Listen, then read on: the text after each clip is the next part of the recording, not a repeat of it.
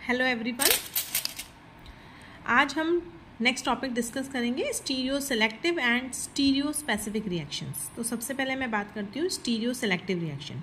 Stereo selective reactions का क्या मतलब होता है कि a property of a reactant molecule where formation of more than one product takes place and one of the product is favoured. यानी कहने का मतलब है कि एक रिएक्टेंट मॉलिक्यूल की ये प्रॉपर्टी होती है कि वो एक से ज़्यादा प्रोडक्ट बनाएगा और उसमें एक प्रोडक्ट जो है वो फेवर करेगा और एक जो है लेस अमाउंट में बनेगा।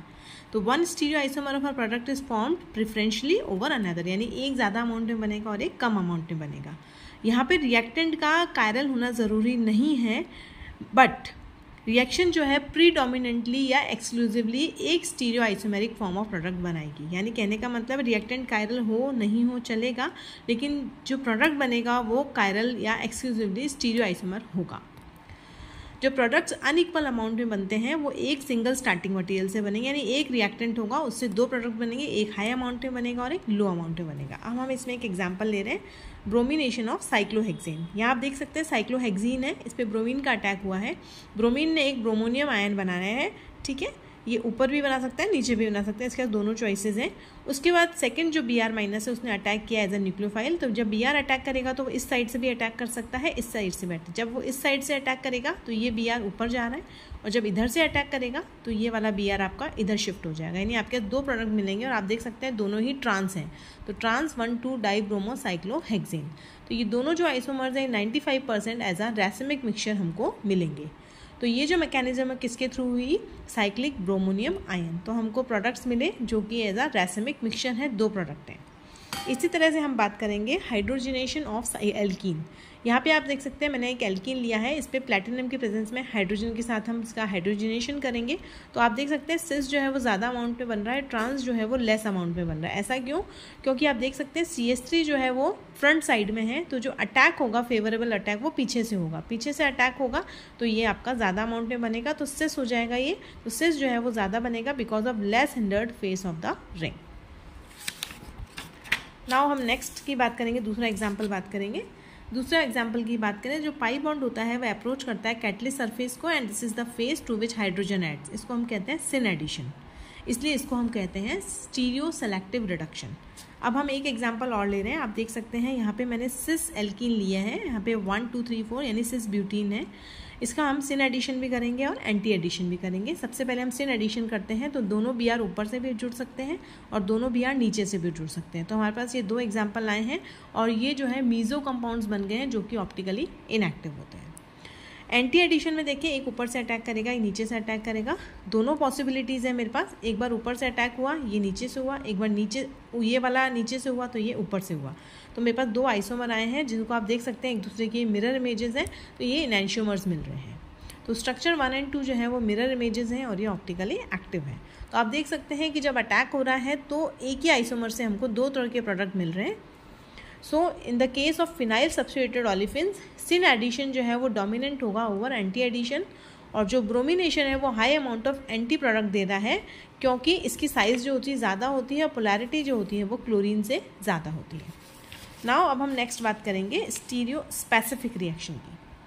स्टीरियो स्पेसिफिक रिएक्शंस क्या होती हैं कि जिसमें रिएक्टेंट जो है वो ऑलरेडी स्टीरियो आइसोमर्स की फॉर्म में प्रेजेंट होगा और हर स्टीरियो आइसोमेरिक रिएक्टेंट जो है वो डिफरेंट स्टीरियो आइसोमेरिक प्रोडक्ट देगा, जिसमें वो प्लस माइनस पेयर भी हो सकता है। तो यानी एक रिएक्शन जो है वो स्टीरियो स्पेसिफिक होगी कब? जब रिएक्टेंट जो है वो स्टीरियो आइसोमर की फॉर्म में होगा और हर स्टीरियो आइसोमर रिएक्टेंट जो है वो डिफरेंट स्टीरियो आइसोमेरिक प्रोडक्ट देगा। स्टीरियो केमिस्ट्री जो है स्टार्टिंग मटेरियल की वो डिटरमाइन करेगी stereo chemistry of final product, means single kind of product बनेगा। यहाँ पे कोई चॉइस नहीं होगी स्टीरियो केमिस्ट्री ऑफ प्रोडक्ट की। यहाँ पे स्टीरियो केमिस्ट्री जो प्रोडक्ट की है वो डिपेंड करेगी stereo chemistry of chiral reagent या कैटलिस्ट के ऊपर। ओके, अब आप देखिए हमने एक एग्जांपल लिया है, यहाँ पे हम देख रहे हैं bromination of E and Z2 butene. सबसे पहले मैं Z ब्यूटीन की बात करूँ, आप देख सकते हैं हम ये पढ़ चुके हैं कि कैसी फेसेस हैं इसकी, होमोटोपिक फेसेस हैं। जब इस पर ब्रोमीन का अटैक होगा तो आप देख सकते हैं ब्रोमिनियम आयन बन रहा है जो कि एक कायरल है हमारा। सेकंड जो Br अटैक करेगा वो इस फेस से भी कर सकता है, इस फेस से भी। जब इससे अटैक कर रहा है तो आप देख सकते हैं नीचे Br है और ऊपर ये शिफ्ट होके इधर चला गया है। जब यहाँ से अटैक होगा तो ये नीचे से अटैक हो रहा है तो ये Br जो है वो इधर शिफ्ट हो गया है। जब हम इससे इसकी फिशर प्रोजेक्शन बनाएंगे, जो मैं ऑलरेडी आपको बता चुकी हूँ कैसे रोटेट करते हैं, तो ये आपकी फिशर प्रोजेक्शन बन रही है। ये स्टीरियो स्पेसिफिक आपका एंटी एडिशन है और फर्स्ट और सेकंड जो है वो इनैंशियोमर्स है, इसका मतलब ये रैसमिक मिक्सचर हमको मिल रहा है। इसी तरह से हम ई ब्यूटीन की बात करें, इसकी फेसेस जो होती है वेलेंशियोटॉपिक फेसेस होंगी। तो यहाँ पे जो ब्रोमिनियम आयन बनेगा वो कायरल बनेगा। अब आप देख सकते हैं यहाँ पे बी आर ये आपका जुड़ गया है। अब नेक्स्ट अटैक बी आर का इधर से भी हो सकता है, इधर से भी हो सकता है। जब यहाँ से अटैक करेगा तो ये नीचे से अटैक कर रहा है, ये बी आर जो है ऊपर शिफ्ट हो जाएगा। इसी तरह से इधर वाला जब बी आर अटैक करेगा तो ये वाला इधर शिफ्ट हो जाएगा, तो ये बन गया है। तो आप देख सकते हैं ये दोनों ही कंपाउंड जब इनको फिशन में कन्वर्ट करेंगे तो ये मीजो कंपाउंड्स बन रहे हैं। तो इस तरह से आप देख सकते हैं कि जब हमने ई ब्यूटीन लिया तो मीजो मिला, और जब हमने जेड लिया तो हमारा रैसमिक मिक्सचर मिला। नेक्स्ट हम बात करेंगे स्टीरियो स्पेसिफिक रिएक्शंस में टू फैक्टर्स कंबाइन करके बहुत इंपॉर्टेंट रोल प्ले करते हैं। एक तो ई या जेड कन्फिग्रेशन क्या है, दूसरा एंटी स्टीरियो केमिस्ट्री कि एडिशन जो है वो एंटी मैनर में हुआ है। दूसरा एग्जांपल हम इपॉक्सिडेशन का ले रहे हैं, E and Z two butene का, ई ब्यूटीन और जेड ब्यूटीन। जेड ब्यूटीन की फेसेस होमोटॉपिक होंगे, कहीं से भी अटैक करें सेम प्रोडक्ट मिलेगा हमको। तो यहाँ पे हमारा सिस प्रोडक्ट में हमको मिल रहा है, इपॉक्सी ग्रुप ने अटैक किया है और हमको मिला है cis 2,3 epoxy butane. Attacking face जो है पर एसिड की from either face gives same product, same epoxide मिलेगा because of plane of symmetry. But in case of E यहाँ पे इनैंशियोटॉपिक फेसेस है, तो यहाँ पे हमें दो प्रोडक्ट मिलेंगे जो कि रैसमिक मिक्सचर होगा ट्रांस 2,3 इपॉक्सी ब्यूटेन, जो कि आप देख सकते हैं। तो कुल मिला के हम ये कह सकते हैं कि जितनी भी स्टीरियो स्पेसिफिक रिएक्शंस हो वो स्टीरियो सेलेक्टिव होती है नेचर में, लेकिन सारी स्टीरियो सेलेक्टिव रिएक्शंस जो है स्टीरियो स्पेसिफिक नहीं होती हैं। All stereo specific reactions are not stereo specific. Clear?